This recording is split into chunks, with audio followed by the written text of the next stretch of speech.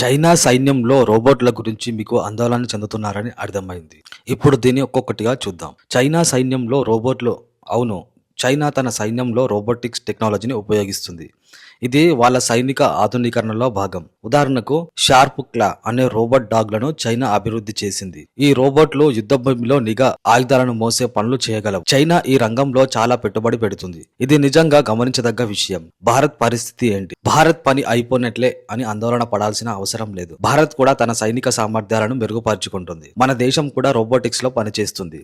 ఉదాహరణకు దక్ష రోబోట్, ఇది పేలుడు పదార్థాలను నిర్వహించడానికి ఉపయోగపడే రోబోట్. భారత రక్షణ సంస్థలు దీన్ని అభివృద్ధి చేశాయి. Bharat drone technology, cyber security వంటి ఇతర రంగాలలో ముందుకు వెళ్తుంది.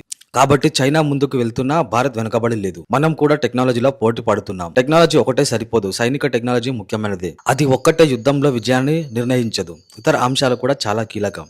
శిక్షణ, సైనికుల శిక్షణ స్థాయి చాలా ముఖ్యం. వ్యూహం, యుద్ధంలో సరైన ప్లానింగ్ ఎంతో అవసరం. మిత్ర దేశాలు, భారత్, అమెరికా, జపాన్, ఆస్ట్రేలియా వంటి దేశాలతో సంబంధాలను బలపరుచుకుంటుంది. ఇది చైనాకు వ్యతిరేకంగా ఒక బలమైన వ్యూహం. మొత్తంగా చూస్తే చైనా సైన్యంలో రోబోట్ల వాడకం ఖచ్చితంగా గమనించాల్సిన విషయం. కానీ అది భారత్ కు పని అయిపోయింది అనే స్థాయిలో సమస్య కాదు. భారత్ తన సొంత సామర్థ్యాలను పెంచుకుంటూ ధీటుగా స్పందిస్తుంది. అంతేకాదు రోబోట్ల వాడకం యుద్ధంలో ఒక కొత్త నైతిక ప్రశ్నలను లేవనెత్తుతుంది. ఉదాహరణకు స్వయం ప్రతిపత్తి ఆయుధాలు ఎంతవరకు సరైనవి అనేది ప్రపంచ వ్యాప్తంగా చర్చనీయాంశం. కాబట్టి ఆందోళన పడాల్సిన పని లేదు. భారత్ తన స్థానాన్ని